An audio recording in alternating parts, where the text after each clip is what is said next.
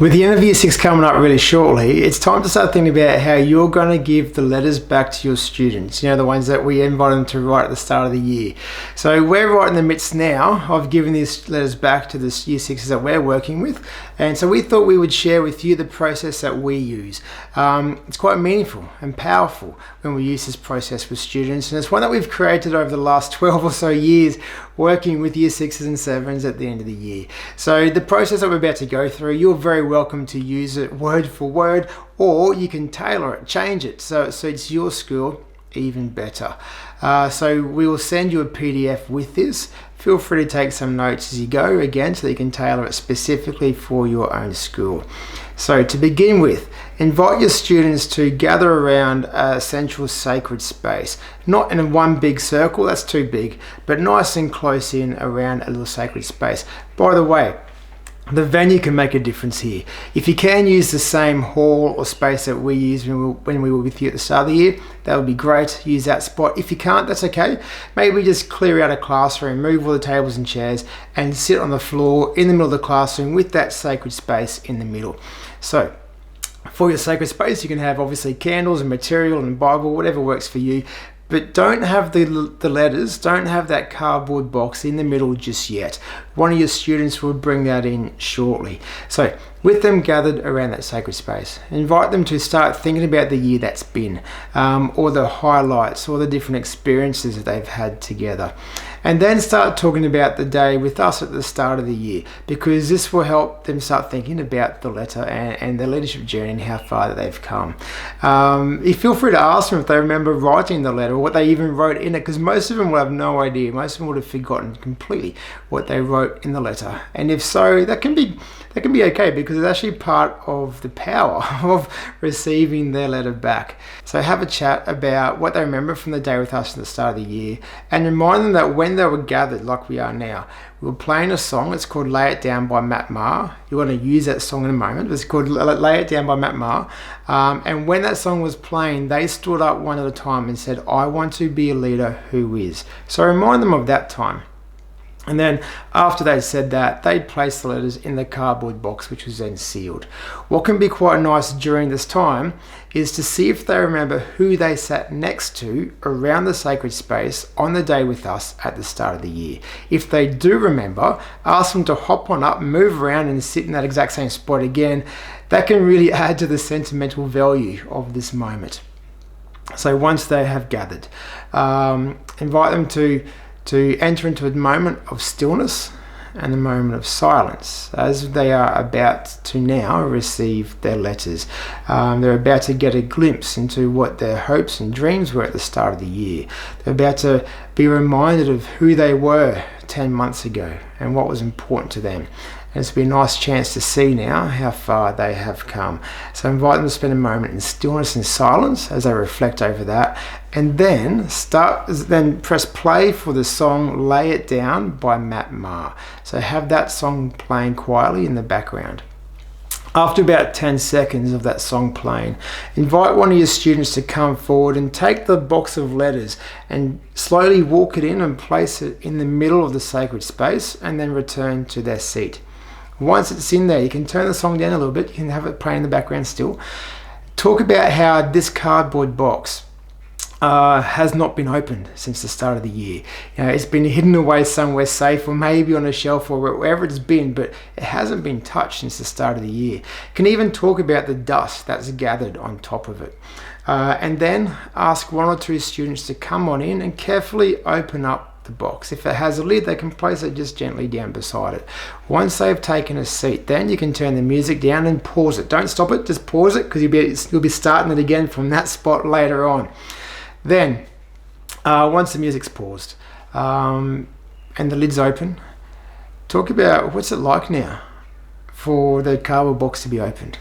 What's it feel like to be receiving your letter soon? What's it like knowing that in a second you'll get a moment to see exactly what was going on for you at the start of the year? You'll get a moment to see just how far you've come and how much you've changed. And once you've done that, this moment now is all about explaining what's going to be coming next for the students before they get into the next part itself. So ask them if it's only fair if all the students get to open their letter at the same time? And they always normally say yes, it is. So explain what's going to happen is when they get the letters back, by the way, this process can be quite noisy and chaotic, and that's okay. But when they get the letters back, what will happen is everyone will then move from that spot around the sacred space out into the room. Ask them if they remember where they were sitting when they wrote their letter. If you were in the same hall, same room, ask them to point to the exact spot they were sitting. If you're in the classroom or somewhere else instead, imagine that that classroom is the hall, and ask them to point to the equivalent spot where they would have been sitting if we were back in that hall. So then mention that when they get their letters back, everyone's going to move off, get something to write with, and go to the spot where they wrote their letter. Again, that's quite powerful, and it helps for that sentimental moment as well of helping them see just how far they've come since they first wrote their letter. Once they are in that spot, mention how we're all going to count from 5 down to 1, and when we get to 1, we're going to open the letter and read it at the same time in silence. And remind them to please not ask to read someone else's letter.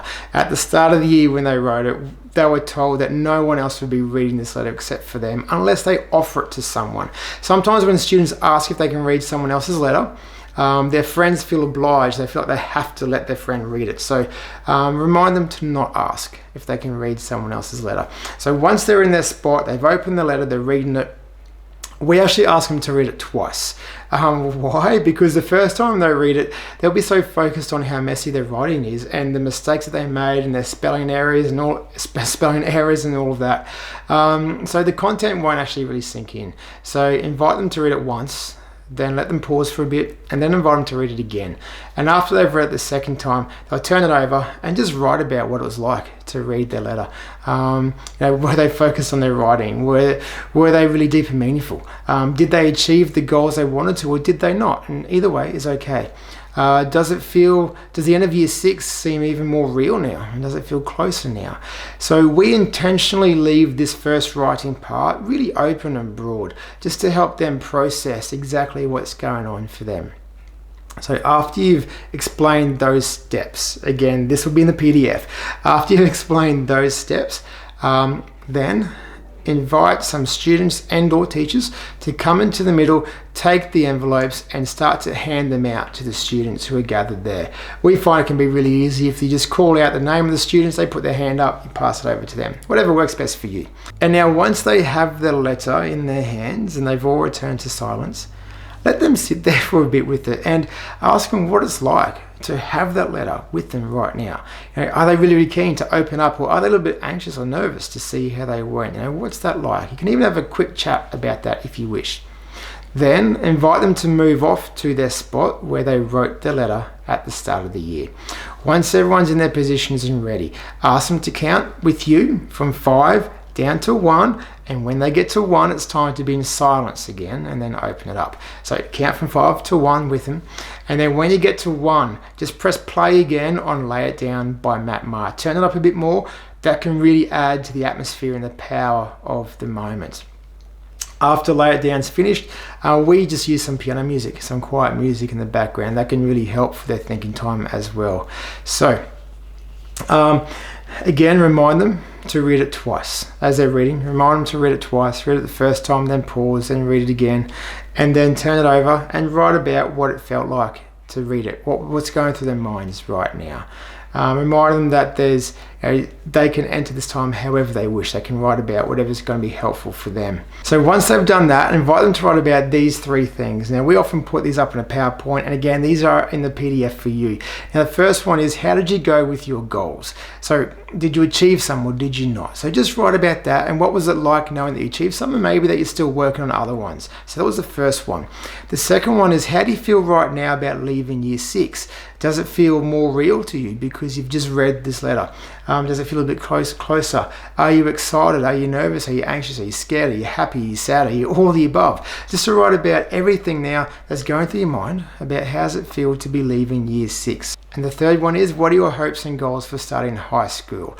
Do you want it to be a time of making new friends and to be confident, to be brave, and to get involved in new sporting or music or other activities, or to try a whole bunch of new things at school?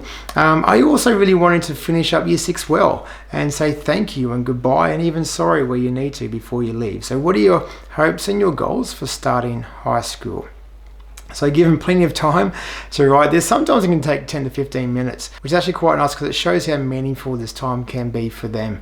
So once that's done, once a few have finished, invite them to talk quietly to one or two other people about what it was like to get their letter back. Again, emphasize the point that it's not about asking to read someone else's letter. Please don't do that. Instead, just ask them what was it like to get their letter back. Now, once that's done, gather all the students back in together, and it can be nice to have a conversation about what was it like to get your letter back. Was it happy? Was it sad? Was it all of the above? How did you go with your goals? Did you achieve some? Did you not? Have a chat about that too. Have a chat about the importance of continually working on those goals and learning from the fact that, okay, we haven't achieved some, and that's okay. How can we continue to work on that as we move into the future? So have some time just to talk about what that was like for them. Now, there's one more bonus part which we often use straight after this time as a nice way to bring the day to a close, and that is again to gather back around that sacred space and invite them to think about some moments they're grateful for, some moments throughout either year 6 or in fact their whole time in primary school. What's the one thing they are most grateful for from their time here? So what we do first is ask them to put their hand up if they're grateful for their friends. And generally they all put their hands up.